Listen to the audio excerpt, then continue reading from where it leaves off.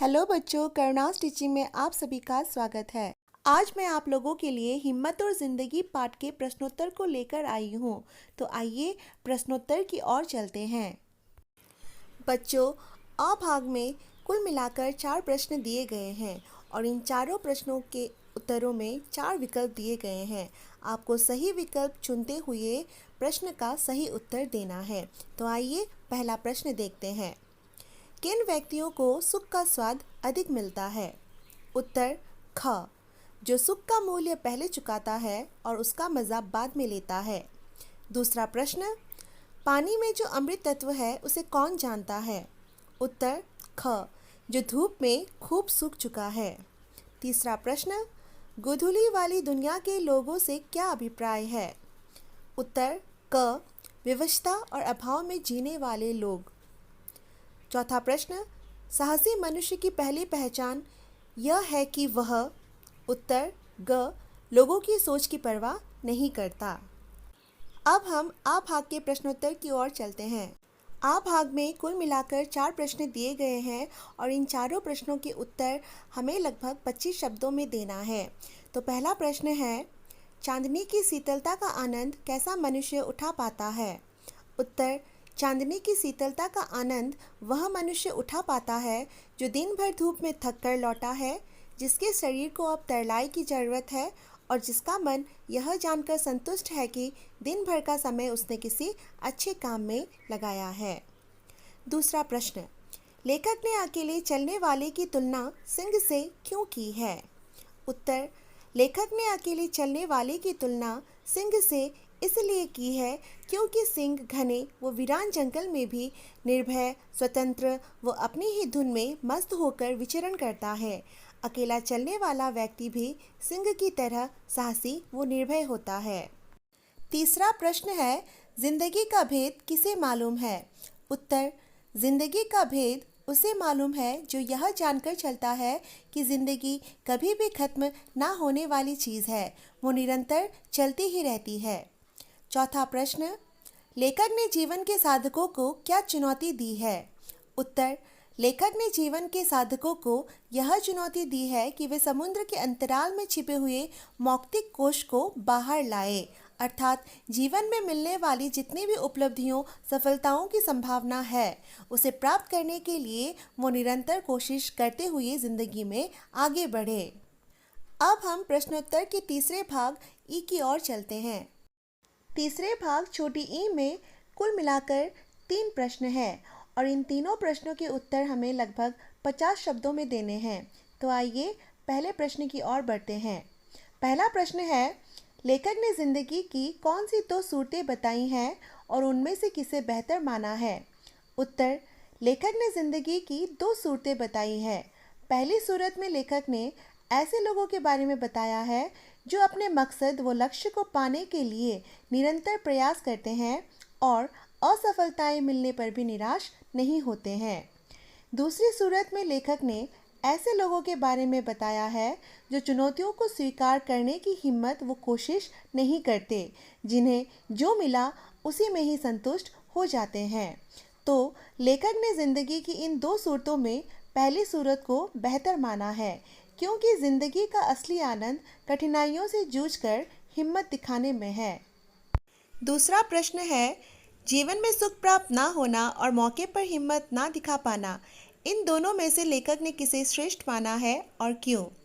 उत्तर, जीवन में सुख प्राप्त ना होना और मौके पर हिम्मत ना दिखा पाना, इन दोनों में से लेखक ने जीवन में सुख प्राप्त ना होना को श्रेष्ठ माना है, क्योंकि सुख और दुख, हार और जीत की तरह एक ही सिक्के के 2 पहलू हैं। चाहे हमें सुख को प्राप्त करना हो या जीत को हासिल करना हो, इन दोनों को पाने के लिए हम खूब मेहनत व परिश्रम करते हैं। मेहनत करने के बावजूद भी यदि हमें कभी सुख और जीत ना मिले तो हमें इस बात का पछतावा नहीं रहता कि हमने कोशिश नहीं की। लेकिन यदि हम मौके पर हिम्मत व साहस ना दिखा पाए तो पूरी ज़िंदगी हमें इस बात का पछतावा रहता है कि हम में हिम्मत की कमी थी, साहस का अभाव था, हम कायर की भ्रांति भाग खड़े हुए थे। उस वक्त हमारी अंतरात्मा हमें कचोटती है। तीसरा प्रश्न है, पाठ के अंत में दी गई कविता की पंक्तियों से युधिष्ठिर को क्या सीख दी गई है? उत्तर, पाठ के अंत में दी गई कविता की पंक्तियों से युधिष्ठिर को यह सीख दी गई है कि जीवन में आगे बढ़ते समय चाहे राह में कितनी भी मुसीबतें क्यों न आए, उनका सामना कर जीवन में अग्रसर होना है। जीवन में आए अनुकूल व प्रतिकूल परिस्थितियों का निर्भय साहसी होकर डटकर सामना करना है, ना कि उनसे घबराकर अपने कदमों को पीछे हटाना है। जो निडरता के साथ मुसीबतों को पार करते हैं वही जीवन में सफल व हिम्मती होते हैं। अब हम चौथे भाग बड़ी ई की ओर चलते हैं। चौथे भाग का प्रश्न है सप्रसंग व्याख्या करो। तो बच्चों, सप्रसंग व्याख्या हमें किस प्रकार से करना है वो मैं अभी आप लोगों को बता रही हूँ। सबसे पहले हमें लिखना है संदर्भ, उसके बाद लिखना है प्रसंग, फिर उसके बाद हमें करनी है उसकी व्याख्या। तो आइए प्रश्न की ओर चलते हैं। सबसे पहले सप्रसंग व्याख्या हमें क की करनी है।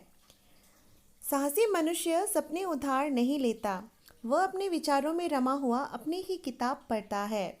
तो हमें इस गद्यांश का सप्रसंग व्याख्या करना है।